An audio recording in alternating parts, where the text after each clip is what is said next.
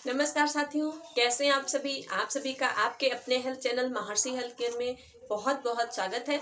आप सभी स्वस्थ हैं, खुश हैं, बस यही मेरी कामना रहती है और प्रार्थना भी रहती है। चलिए, आज इस वीडियो में हम जानने वाले हैं कि एसिडिटी की समस्या क्यों होती है, उसके लक्षण क्या क्या हैं और अगर एसिडिटी की समस्या हो गई है तो उसको ठीक कैसे करना है। आइए सबसे पहले जानते हैं लक्षणों के बारे में। जब भी एसिडिटी की समस्या आपको होगी तो आपके छाती में जलन होगी, गले में जलन होगी, आपको जी मचलाएगा, सर दर्द होगा, ऐसे बहुत सारे लक्षण आपको देखने को मिलेंगे। अब ये एसिडिटी सबसे पहले जान लेते हैं कि मैं बार बार एसिड की बात करती रहती हूँ, तो ये एसिडिटी है क्या। तो साथियों, जो एसिडिटी होती है वो दो तरीके की होती है। एक होती है ब्लड एसिडिटी, दूसरी होती है स्टमक एसिडिटी। तो जो ब्लड एसिडिटी है उसका मतलब है कि जो हमारा ब्लड है उसका पीएच वैल्यू जो है वो एसिडिक है। जब भी मैं एसिड और अल्कलाइन की बात करती हूँ तो वो ब्लड एसिडिटी होती है। आज इस वीडियो में हम जानने वाले हैं स्टमक एसिडिटी के बारे में। आप सोच रहे होंगे कि आखिर में पेट के अंदर एसिड का क्या काम। जब भी हम भोजन करते हैं तो हमारा भोजन जब हमारे मुंह से होते हुए, फूड पाइप से होते हुए, इसोफेगस जिसे कहते हैं, उससे होते हुए जब हमारे पेट में पहुंचता है तो वहां पे HCl बनता है और वही HCl जब ज़्यादा बनने लगता है तो हमें एसिडिटी की समस्या होने लगती है। और वो जब ज़्यादा बनता है तो वो हमारे फूड पाइप में भी रिफ्लेक्ट होता है और हमारे गले में जलन, हमारी छाती में जलन होने लगती है। तो साथियों, अब आप ये सोच रहे होंगे कि आखिर में जब ये इतना नुकसानदायक है, इससे इतनी दिक्कत होती है, तो फिर इसका काम क्या है पेट के अंदर। साथियों, इसका बहुत ही महत्वपूर्ण काम हमारे पेट के अंदर है। ये जो HCl है, HCl हाइड्रोक्लोरिक एसिड होता है। ये हमारे पेट में तब बनता है जब हम भोजन करते हैं। ये हमारे पेट में हमारे भोजन को लिक्विड फॉर्म में कन्वर्ट करता है। जब हम भोजन करते हैं तो कई बार हम बहुत जल्दी जल्दी में खा लेते हैं, या बहुत सारे लोग हैबिचुअल होते हैं बहुत ज़्यादा जल्दी खाना खाने के और वो बिना चबाए भोजन को कर लेते हैं। वो भोजन जब हमारे पेट में पहुंचता है तो यही HCl उसको लिक्विड में बदलता है। दूसरा काम है इसका कि जो हानिकारक बैक्टीरिया या वायरस हमारे खाने के जरिए अनजाने में हमारे पेट में पहुंच जाते हैं, उनको ही ये खत्म कर देता काम है इसका बहुत ज़्यादा ज़रूरी। जब हमारे पेट के अंदर HCl सही मात्रा में बनती है तभी हमारा जो प्रोटीन है उसका पाचन शुरू होता है। जब HCl सही मात्रा में बनती है तभी पेप्सिन नामक एंजाइम जो हमारे प्रोटीन का पाचन करता है तब वो बनता है। जितना ये आपको परेशान करती है बढ़ने की वजह से, उतना ही महत्वपूर्ण इसका काम भी है साथियों। तो आपको क्या करना है, इसको बैलेंस में रखना है, क्योंकि जब ये ज़्यादा बढ़ेगी तो आपको एसिडिटी की समस्या होगी और जब ये कम बनेगी तो आपका डाइजेशन खराब हो जाएगा और आपको कई सारी समस्याओं का सामना करना पड़ेगा। तो साथियों, आइए अब जानते हैं कि एसिडिटी बढ़ने के कारण क्या क्या हैं।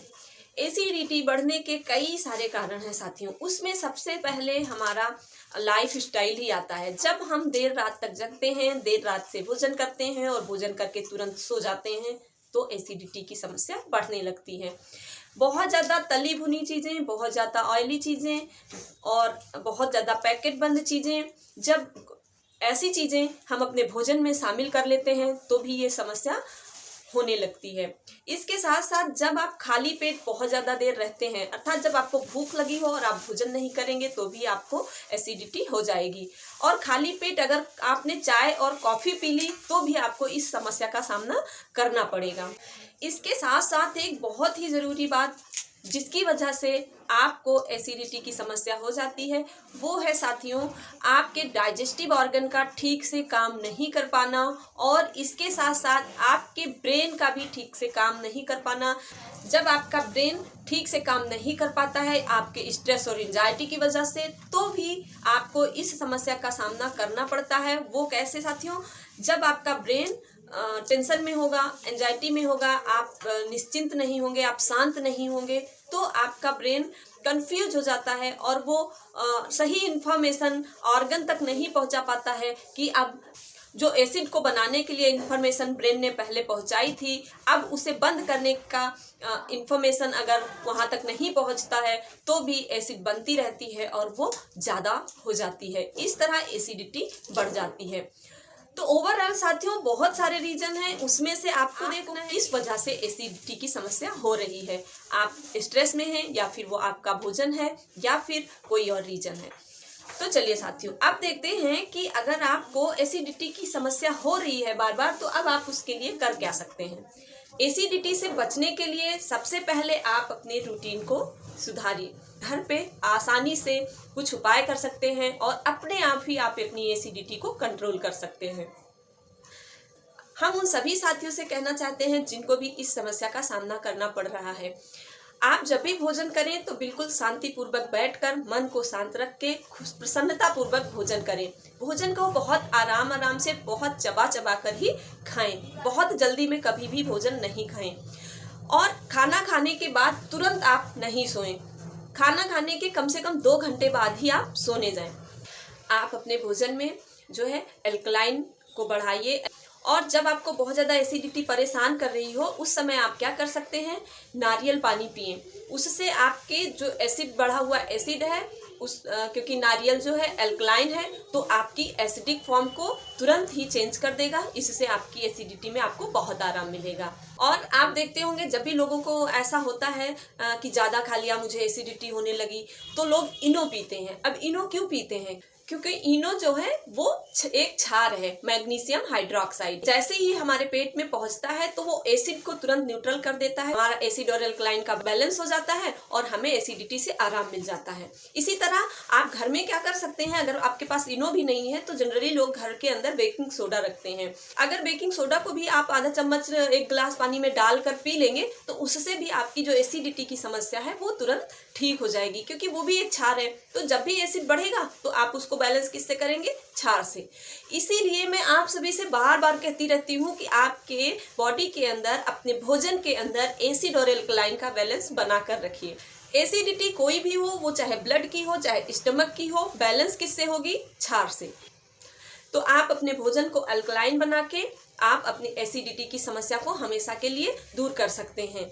एसिडिटी तभी बढ़ेगी जब आप बहुत तला भुना खाएंगे और उसके बाद वो ऑयली चीज़ें आपका पेट, आपके डाइजेस्टिव सिस्टम के जो ऑर्गन हैं उन्हें पचा नहीं पाएंगे, तो आपके अंदर एसिडिटी बढ़ेगी। अब डाइजेस्टिव ऑर्गन पचा क्यों नहीं पाते हैं? क्योंकि आपके वो डाइजेस्टिव ऑर्गन पहले से ही कमज़ोर हो चुके हैं।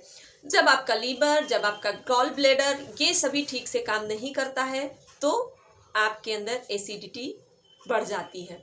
अब गॉल ब्लैडर, लीवर, किडनी, इन सभी को ठीक रखने के लिए, हमारे बॉडी के सभी ऑर्गन को ठीक करने के लिए हम क्या कर सकते हैं, योग अभ्यास कर सकते हैं। हम अपने ब्रेन को, अपने माइंड को शांत करने के लिए, स्ट्रेस से बचने के लिए, एंजाइटी से बचने के लिए क्या कर सकते हैं, प्राणायाम कर सकते हैं। तो आप सभी से मेरा विनम्र अनुरोध है और आप सभी साथियों से मैं कहना चाहूँगी कि बिल्कुल स्वस्थ रहना चाहते हैं तो आप आसन और प्राणायाम का अभ्यास अपने दैनिक जीवन में जरूर शामिल कीजिए, क्योंकि जब आप आसन करेंगे तो आपके सभी ऑर्गन मजबूत रहेंगे और वो ठीक से काम कर पाएंगे। दूसरा, जब आप प्राणायाम करेंगे तो आप नर्वस सिस्टम है और जितने भी न्यूरॉन्स हैं वो सारे मजबूत रहेंगे, तो आपका ब्रेन ठीक से काम कर पाएगा। और जब आपका ब्रेन ठीक से काम कर पाएगा तो आपके बॉडी के अंदर सही समय पर सही सूचना पहुंचती रहेगी और आपका शरीर ठीक से काम करता रहेगा और आप हमेशा स्वस्थ बने रहेंगे। तो साथियों, मैं आप सभी से कहूंगी कि आप अपने दैनिक जीवन में कम से कम 30 मिनट जरूर आसन और प्राणायाम को दीजिए, जिसमें से आप 15 मिनट आसन का अभ्यास कीजिए और 15 मिनट आप प्राणायाम को दीजिए, जिसमें आप अनुलोम विलोम, भ्रामरी, भ्रमशिका और कपालभाति ऐसे सभी प्राणायाम कर सकते हैं। इसको देखने के लिए आप चैनल पर विजिट कीजिए, आपको प्लेलिस्ट में जाके सारे वीडियोस मिल जाएंगे और आप इनका अभ्यास कीजिए। इस तरह अपने आप को एसिडिटी क्या हर समस्या से बचा कर रखिए, अपने आप को स्वस्थ रखिए। तो आज के वीडियो में बस इतना ही। मैं आपको अगली वीडियो में मिलती हूँ, तब तक के लिए मुझे आज्ञा दीजिए। नमस्कार।